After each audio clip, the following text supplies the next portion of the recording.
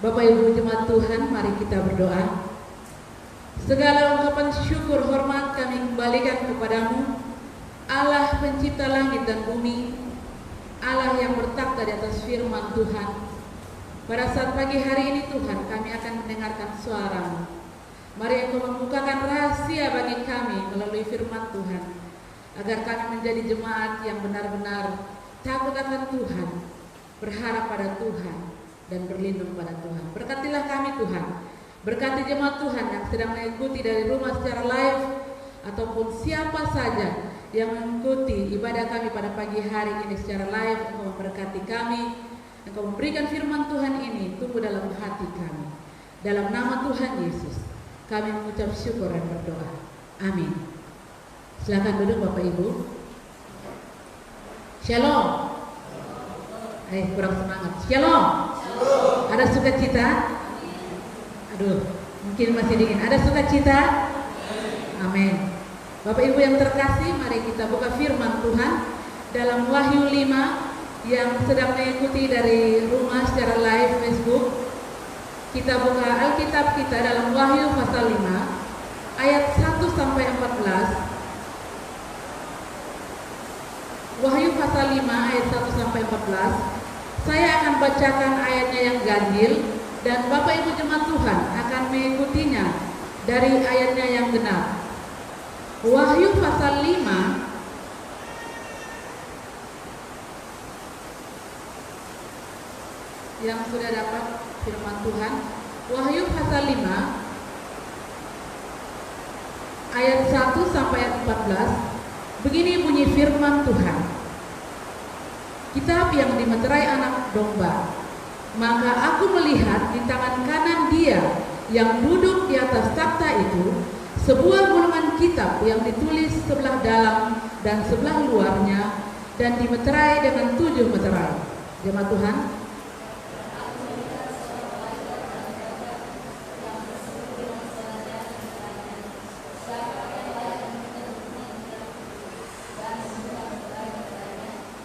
tetapi tidak ada seorang pun di surga atau yang di bumi atau yang di bawah bumi yang dapat membuka gulungan kitab itu atau yang dapat melihat sebelah dalamnya.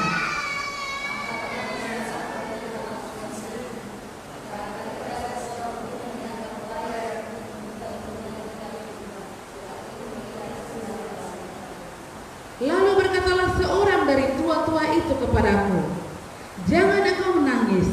Sesungguhnya singa dari Yehuda, yaitu tunas Daud, telah menang, sehingga ia dapat membuka gulungan kitab itu dan membuka 7 meterainya.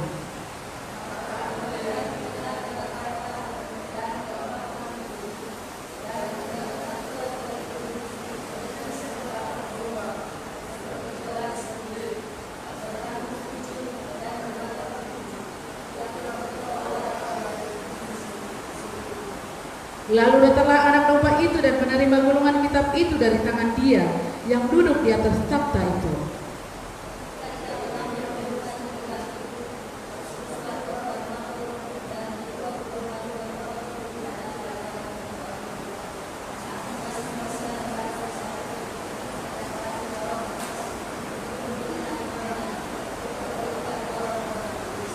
Dan mereka menyanyikan satu nyanyian baru, katanya, engkau layak menerima gulungan kitab itu dan membuka meterai-meterainya, karena engkau telah disembelih dan dengan darahmu engkau telah membeli mereka bagi Allah dari tiap-tiap suku dan bahasa dan kaum dan bangsa.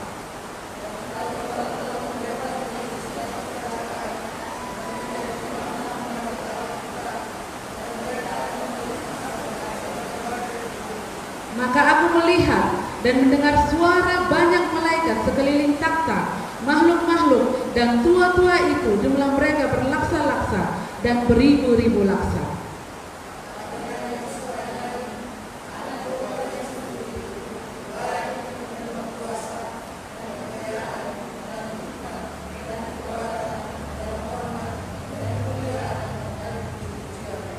Dan aku mendengar semua makhluk yang di sorga dan yang di bumi dan yang di bawah bumi dan yang di laut dan semua yang ada di dalamnya berkata, bagi dia yang duduk di atas takhta dan bagi anak domba adalah puji-pujian dan hormat dan kemuliaan dan kuasa sampai selama-lamanya.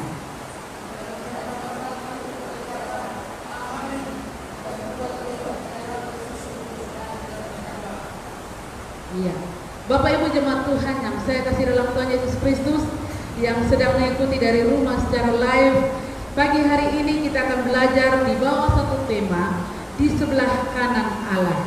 Ketika kita melihat pasal 1, saya akan bacakan buat kita. Maka aku melihat di tangan kanan Dia yang duduk di atas takhta itu sebuah gulungan kitab yang ditulis sebelah dalamnya dan sebelah luarnya, dan dimeterai dengan 7 meterai. Ketika kita melihat dalam Wahyu 5 ini bercerita tentang penglihatan Yohanes yang tertuju pada yang duduk di sebelah kanan Allah Bapa. Ini tentunya ada kaitannya dengan pengakuan kita, pengakuan iman kita. Ketika dalam pengakuan iman rasuli kita setiap minggu kita ucapkan, di mana ada satu kalimat yang berkata, aku percaya kepada Yesus Kristus naik ke sorga, duduk di sebelah kanan Allah Bapa yang Maha Kuasa. Hari ini kita akan belajar rahasia sorga yang telah dibuka melalui Yohanes, dan kita akan melihat bersama-sama sebuah rahasia yang sudah tidak menjadi rahasia lagi bagi kita pada pagi hari ini. Kita akan belajar apa yang dimaksud dengan kata naik ke sorga, duduk di sebelah kanan Allah Bapa. Kitab Wahyu bukan saja berisikan tentang wahyu atau penglihatan, namun dalam kitab ini juga berisikan tentang sebuah peristiwa, di mana peristiwa yang telah terjadi, yang sedang terjadi, dan satu peristiwa yang akan terjadi. Nah, kita melihat di sini dalam kitab Wahyu juga mencatat tentang kuasa Tuhan menang atas setan. Dan dalam kitab ini juga memberikan penghiburan kepada kita agar kita tidak takut menjalani kehidupan ini. Rahasia besar tentang dunia, tentang akhir zaman, tentang keselamatan tercatat semua di dalam kitab Wahyu. Bapak Ibu yang saya kasih dalam Tuhan Yesus Kristus, pada pagi hari ini kita akan melihat dari firman Tuhan dalam Wahyu 5, di mana Yohanes mendapat penglihatan tentang seorang yang duduk di sebelah kanan Allah Bapa. Yohanes melihat ada simbol-simbol yang ditujukan pada Yesus Kristus. Kita akan belajar apa arti duduk di sebelah kanan Allah Bapa.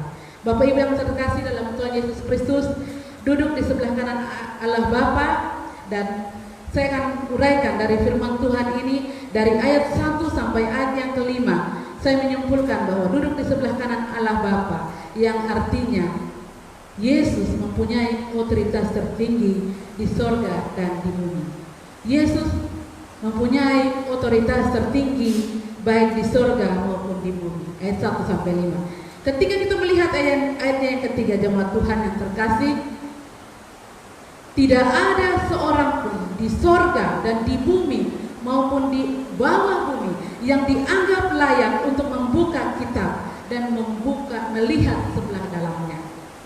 Dan gulungan kitab tentunya adalah lukisan atau gambaran tentang rahasia Allah yang disingkapkan dalam firman-Nya, yaitu tentang ketetapan Allah, tentang rahasia-rahasia sorga, tentang dunia ini, tentang keselamatan dan tentang kehidupan manusia. Itu adalah satu lukisan tentang kitab yang dalam tangan Tuhan itu. Ayat 4 kita melihat di sana bahwa Yohanes merasa sedih karena tidak ada satu orang pun yang layak untuk membuka kitab itu. Baik tua-tua atau orang kudus, baik para malaikat, penyembah-penyembah, para serafim yang di sorga, tidak ada yang layak untuk membuka. Kita melihat ayat yang kelima. Apa yang dikatakan firman Tuhan, bahwa lalu berkatalah seorang dari tua-tua itu kepadaku, jangan engkau menangis, sesungguhnya singa dari Yehuda, yaitu tunas Daud, telah menang sehingga ia dapat membuka gulungan kitab itu dan membuka ketujuh meterainya. Dan singa dari Yehuda, Bapak Ibu jemaat Tuhan, tentunya adalah Tuhan Yesus Kristus. Ada amin? Amin. Singa Yehuda, tunas Daud yang telah menang, ia dapat membuka ketujuh kitab itu dan meterainya. Tuhan Yesus ya yang layak untuk membuka. Tidak ada satu orang pun yang layak. Hanya Tuhan Yesus yang layak untuk membuka kitab itu. Kita melihat bahwa singa dari Yehuda adalah salah satu julukan untuk juru selamat kita, yaitu tentunya Tuhan Yesus Kristus itu sendiri. Singa dari Yehuda yang menggambarkan Yesus sebagai pelindung dan pemenang atas kuasa maut. Yesus menang atas kuasa iblis. Yesus adalah Allah. Tidak ada satupun yang layak membuka kitab itu. Hanya Yesus yang layak membuka kitab itu. Bapak Ibu jemaat Tuhan yang terkasih dalam Tuhan Yesus Kristus, berarti Yesus memegang otoritas tertinggi dalam hidup kita. Mengapa kita harus takut menjalani hidup ini? Tuhan mengatur, mengontrol, dan memberikan kemenangan kepada kita. Di saat-saat menghadapi situasi, kondisi pandemik seperti ini, kita percaya bahwa Tuhan Allah berkuasa atas hidup kita, mengontrol hidup kita. Ada amin? Aminnya kecil sekali. Ada amin? Amin. Tidak usah takut, karena Yesus kita mengatur, mengontrol, dan memberikan kemenangan kepada kita. Bapak Ibu yang saya kasih dalam Tuhan Yesus Kristus, kita akan melihat lagi yang kedua, apa arti duduk di sebelah kanan Allah Bapa. Saya menyimpulkan dari ayatnya ke-6 sampai ke-10. Yang pertama tadi dikatakan Yesus mempunyai otoritas tertinggi baik di surga dan yang di bumi. Yang kedua, Yesus adalah Allah, penyelamat bumi dengan segala isinya, atau Yesus adalah juru selamat. Ayat 6 kita melihat, saya akan bacakan firman Tuhan buat kita.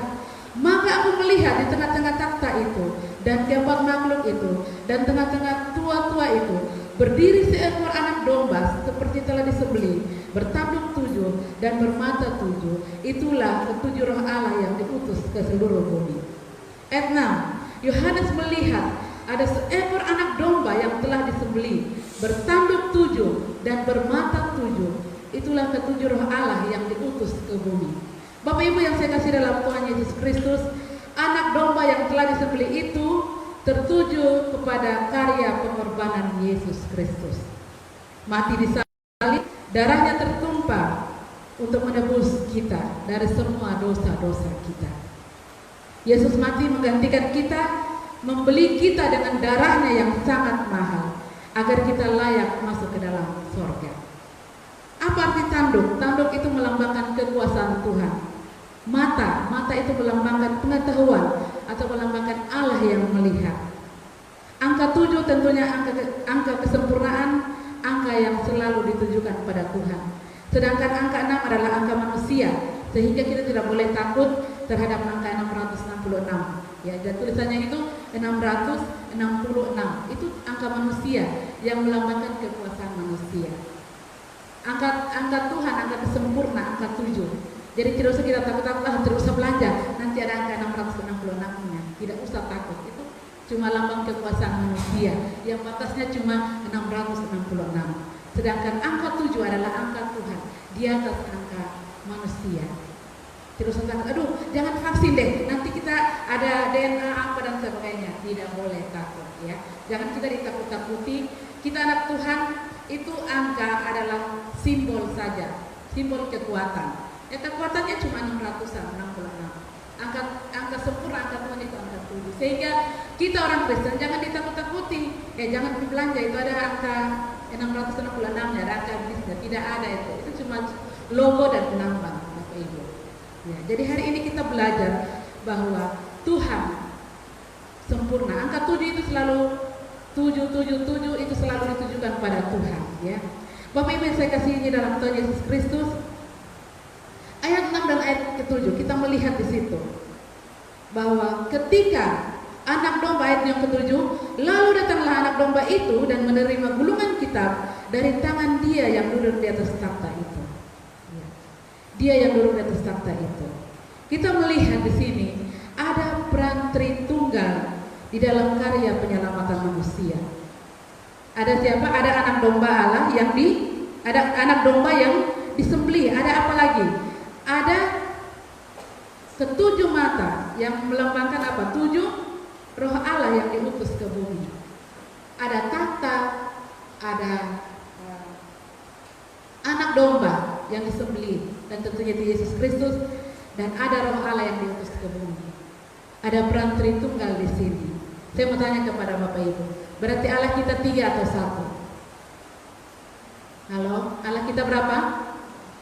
1. Firman Tuhan jelas. Jadi kita tidak usah jelaskan kiri kanan, jelaskan tentang Tritunggal, tidak usah. Alkitab sendiri menjelaskan dirinya Tritunggal, cuma 1 saja dalam diri itu. Cuma mungkin dia beda dalam perannya. Namun ketika kita melihat firman Tuhan mengajarkan kepada kita ada peran Tritunggal dalam penyelamatan manusia. Ada anak domba, ada ketujuh roh Allah, ada yang duduk di takhta itu.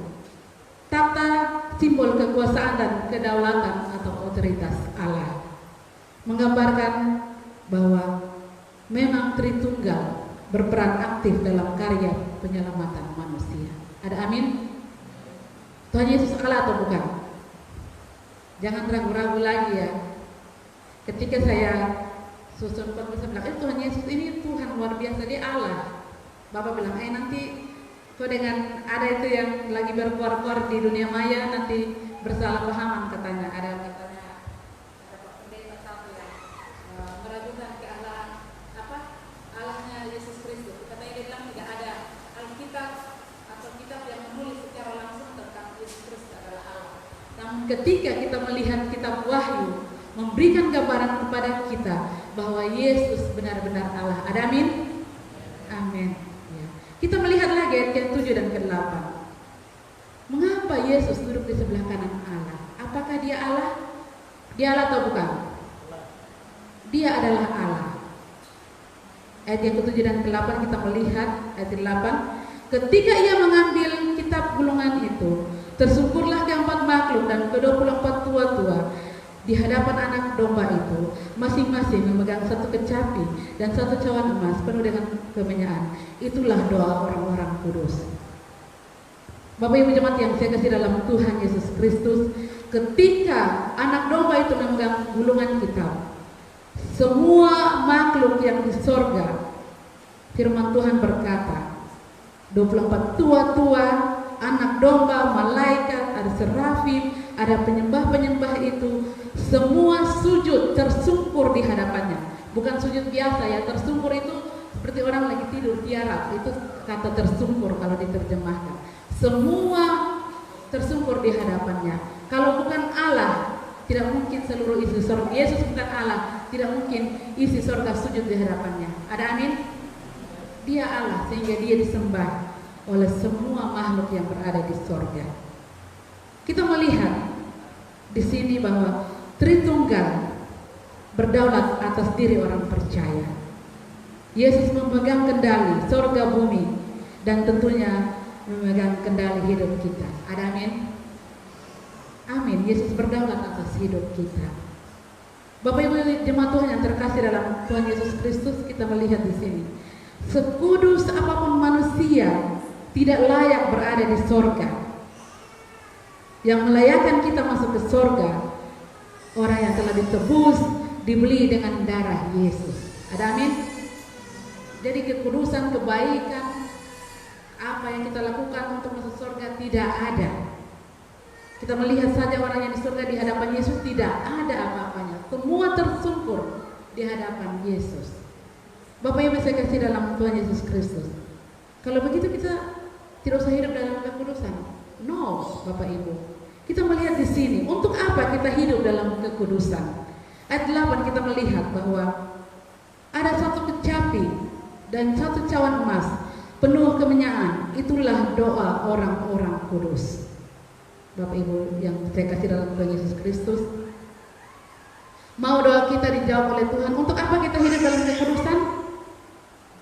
Mau doa kita dijawab oleh Tuhan sesuai dengan waktu Tuhan. Doa kita sampai di hadapan takhta Tuhan, di hadapan anak domba Allah, rahasianya adalah hidup dalam kekudusan. Ya. Jadi satu pelajaran buat kita semua bahwa doa puji-pujian orang kudus itu sampai di hadapan anak domba. Doa yang banyak, penyerahan diri sungguh-sungguh, semakin dekat hubungan kita dengan Tuhan, itu adalah membuat kita mendekat dengan Tuhan. Ya. Jadi hidup dalam kekudusan itu bukan berarti supaya kita masuk surga, tidak. Percaya Yesus, kita masuk surga. Namun sebagai orang Kristen harus hidup dalam kekudusan. Karena dengan kita hidup kudus, doa penyembahan kita sampai di hadapan taktanya. Ada amin? Aminnya kecil sekali, belum yakin apa. Ya, amin. Ya. Duduk di sebelah kanan Bapa. Yang pertama, Yesus mempunyai otoritas tertinggi. Yang kedua, Yesus adalah juru selamat, di mana Dia telah menebus kita, menyelamatkan kita, sehingga kita dilayakkan untuk masuk ke dalam surganya. Dan yang ketiga, kita akan melihat, dan yang terakhir Bapak Ibu, Yesus benar-benar Allah, Dia Raja sekarang dan Raja yang akan datang. Saya menyimpulkan dari ayat 10 sampai ayat yang ke-14. Ini tentunya dalam kita gereja Kemah Injil, lambang mahkota yang menulis bahwa Yesus, kita percaya Yesus adalah Raja yang akan datang. Ya. Bapak Ibu saya kasih dalam Tuhan Yesus Kristus, Yesus benar-benar Allah, Dia Raja sekarang dan Raja yang akan datang. Apa buktinya Bapak Ibu yang saya kasih dalam Tuhan Yesus Kristus? Kita melihat sini. Coba seorang anak Tuhan bisa bacakan dalam 2 Tesalonika 1 ayat 5. 2 Tesalonika 1 ayat 5. Kalau sudah terlalu panjang tolong kasih kode ya majelis. Iya, siap. Suatu bukti tentang adilnya penghasilan Allah yang menyatakan bahwa kamu layak menjadi warga kerajaan Allah. Kamu yang sekarang derita karena kerajaan. Iya. Kita adalah warga kerajaan Allah dan tentunya Yesus adalah raja kita. Jadi kita ini memiliki dua kewarganegaraan. Selain warga negara Indonesia, kita juga adalah warga kerajaan surga karena kita adalah bangsa yang telah ditebus dengan darah Yesus dan kita layak menjadi warga kerajaan Allah. Ya. Ayat 13, orang-orang yang bergabung dalam kerajaan Allah itu selain makhluk yang di surga, di bumi. Coba seorang anak Tuhan bacakan ayat 13, saya akan baca supaya cepat-cepat saja. Dan aku mendengar semua makhluk yang di surga dan yang di bumi dan yang di bawah bumi, yang di dalam laut dan semua ada dan berkata, bagi Dia yang duduk di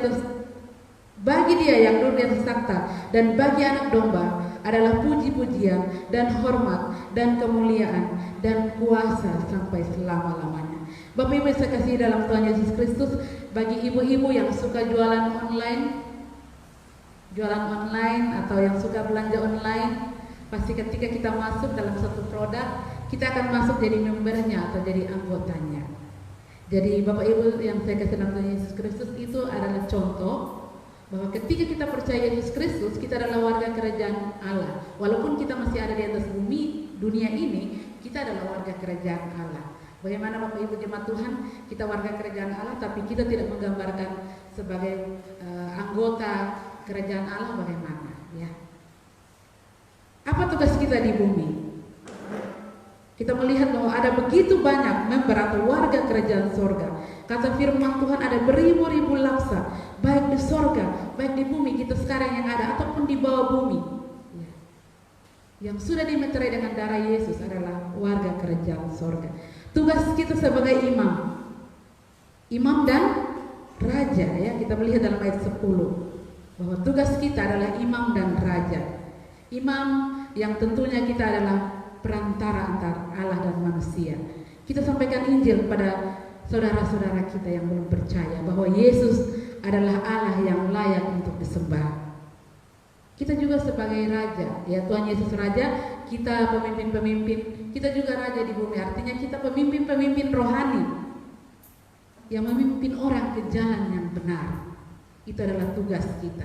Jadi tugas kita tidak gampang. Kita imam, ya. Kita diberi tugas, yang di atas bumi ini diberi tugas untuk menjadi imam. Ya. Bapak Ibu yang saya kasih dalam Tuhan Yesus Kristus, dari pelajaran yang berharga melalui rahasia firman Tuhan ini, kita belajar bahwa surga bumi jagat raya dikendalikan oleh Tuhan Yesus. Dan saya percaya hidup kita yang seorang ini, yang kecil ini, dikendalikan oleh Allah. Amin. Buat firman Tuhan, kita akan menyanyi dan memuji Tuhan dari satu pujian bagi Allah yang mulia. Biarlah pujian ini menjadi menjadi pujian kita seperti dalam firman Tuhan. Kita akan memuliakan nama Tuhan. Kita mengatakan bagi anak domba layak untuk menerima pujian, bagi Allah yang mulia. Kita akan menaikkan pujian ini.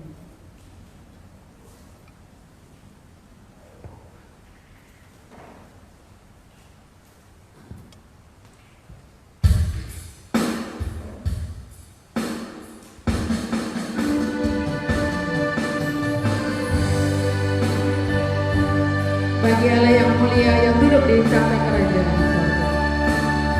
Mari kita naikkan pujian ini Bapak Ibu. Kita adalah warga kerajaan surga. Mari kita menjadi pemberita-pemberita Injil dimanapun kita berada.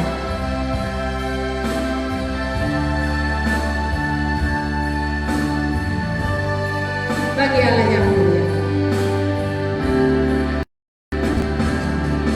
Bagi Allah yang mulia yang bertakhta di kerajaan surga, yang bertakhta di kerajaan surga. Bagi anak domba, bagi anak domba, Yesus Kristus Tuhan, Engkau layak disembah. Mari datang kepadanya, mari datang kepadanya, sujud di hadapan tahtanya, sujud di hadapan tahtanya. Bagi anak domba, Yesus Kristus, Engkau layak disembah. Haleluya, haleluya, haleluya, haleluya. Terpujilah namamu, segala puji dan hormat, kemuliaan dan kuasa bagi Dia selama-lamanya. Segala kemuliaan hanya bagi anak domba yang layak untuk menerima kuasa, kekayaan, hikmat, dan kekuatan, dan hormat dan kemuliaan, dan puji-pujian hanya bagimu. Kami makhluk-makhluk surga bumi dan yang di bawah bumi, semua sujud di hadapan Yesus. Engkaulah Allah kami yang telah melayakan kami, menebus kami dengan darah-Mu, sehingga kami dapat layak untuk masuk dalam surga-Mu. Terima kasih Tuhan untuk firman Tuhan, berkati jemaat Tuhan. Dalam nama Tuhan Yesus kami bersyukur. Amin.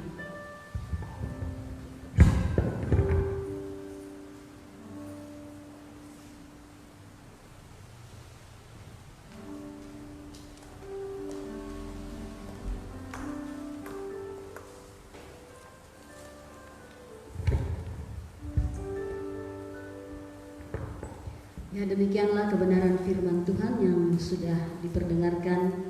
Kiranya firman-Nya boleh menjadi berkat dan kekuatan dalam kehidupan kita hari lepas hari. Tiba saatnya kita akan memberikan persembahan syukur kita buat Tuhan, dan kami minta kesediaan dari Ibu Sinta